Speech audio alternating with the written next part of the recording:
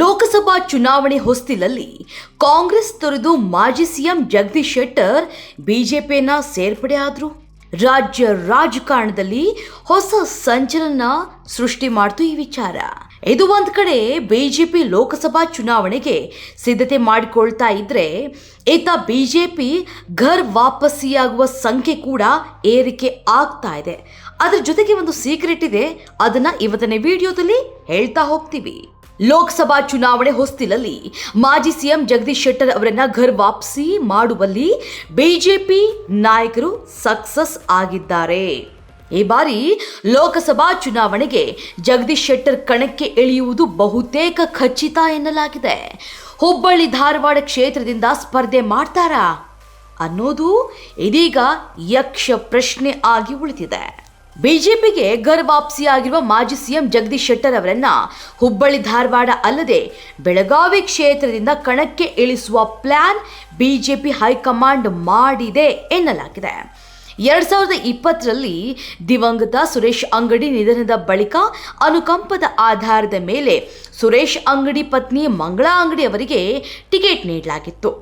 ಆದರೆ ಈ ಬಾರಿ ಮಂಗಳಾ ಅಂಗಡಿ ಅವರು ಬಹುತೇಕ ಕಣಕ್ಕೆ ಇಳಿಯುವುದು ಡೌಟ್ ಅನ್ನಲಾಗ್ತಾ ಇದೆ. ಹೀಗಾಗಿ ಬೆಳಗಾವಿ ಕ್ಷೇತ್ರದಿಂದ ಜಗದೀಶ್ ಶೆಟ್ಟರ್ ಅವರನ್ನ ಕಣಕ್ಕೆ ಇಳಿಸಲಿದ್ದಾರೆ ಅನ್ನುವಂಥ ಮಾಹಿತಿ ಇದೆ. ಅವರು ಕಾಂಗ್ರೆಸ್ನ ಬಿಟ್ಟು ಬಿಜೆಪಿಗೆ ಬಂದಾಗಲೇ ಜನ ಲೆಕ್ಕಾಚಾರ ಹಾಕಿದ್ರು, ಏನಾದರೂ ಒಂದು ಗಿಮಿಕ್ ಮಾಡಿ ಬಂದಿರ್ತಾರೆ ಅನ್ನೋದು.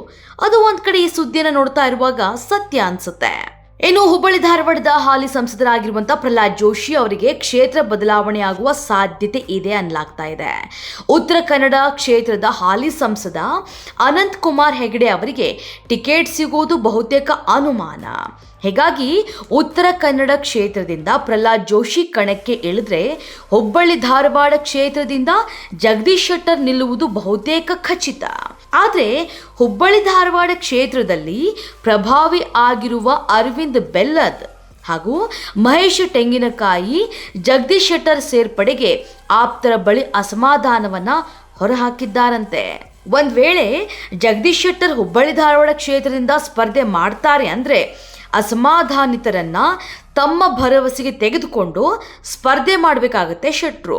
ಇನ್ನು ಈ ಬಾರಿ ಕೆಲ ಹಾಲಿ ಸಂಸದರಿಗೆ ಟಿಕೆಟ್ ನೀಡುವುದು ಬಹುತೇಕ ಅನುಮಾನ ಎನ್ನಲಾಗಿದೆ.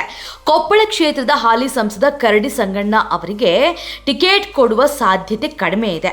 ಹೀಗಾಗಿ ಕೊಪ್ಪಳ ಲೋಕಸಭಾ ಕ್ಷೇತ್ರಕ್ಕೆ ಕೆಆರ್ಪಿ ಪಕ್ಷದ ಹಾಲಿ ಶಾಸಕ ಜನಾರ್ದನ್ ರೆಡ್ಡಿ ಅವರನ್ನ ಕಣಕ್ಕೆ ಇಳಿಸೋದಕ್ಕೆ ಬಿಜೆಪಿ ಮಾಸ್ಟರ್ ಪ್ಲಾನ್ ಮಾಡಿದೆ. ಈಗಾಗಲೇ ಗಂಗಾವತಿ ಕ್ಷೇತ್ರದ ಶಾಸಕರಾಗಿರುವಂತಹ ಜನಾರ್ದನ್ ರೆಡ್ಡಿ ಬಿಜೆಪಿಗೆ ಸೇರ್ಪಡೆಯಾಗುವುದಕ್ಕೆ ಒಲವು ತೋರಿದ್ದಾರೆ ಎನ್ನಲಾಗಿದೆ. ಹೀಗಾಗಿ ರೆಡ್ಡಿ ಆಪ್ತ ಶ್ರೀರಾಮುಲು ದೆಹಲಿಯಲ್ಲಿ ಬೀಡು ಬಿಟ್ಟಿದ್ದಾರೆ.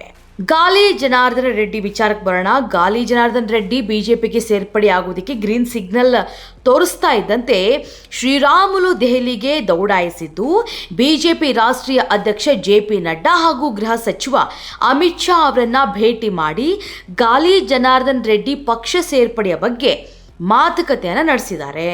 ಇದಕ್ಕೆ ಬಿಜೆಪಿ ಹೈಕಮಾಂಡ್ ಕೂಡ ಪಕ್ಷ ಸೇರ್ಪಡೆಗೆ ಅನುಮತಿ ನೀಡಿದ್ದಾರೆ ಅನ್ನಲಾಗಿದೆ. ಶೀಘ್ರದಲ್ಲೇ ಬಿಜೆಪಿಗೆ ಅಧಿಕೃತವಾಗಿ ಸೇರ್ಪಡೆ ಆಗುವ ಸಾಧ್ಯತೆ ಇದೆ ಎನ್ನಲಾಗಿದೆ.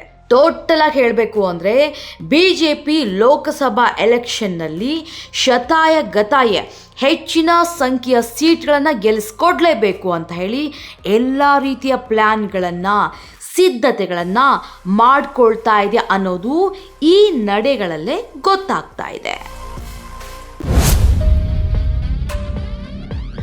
ಲೈಕ್ ಮಾಡಿ, ಶೇರ್ ಮಾಡಿ, ಸಬ್ಸ್ಕ್ರೈಬ್ ಮಾಡಿ. ನೋಡ್ತಾ ಇರಿ ರಿಯಲ್ ಬೆಂಗಳೂರು.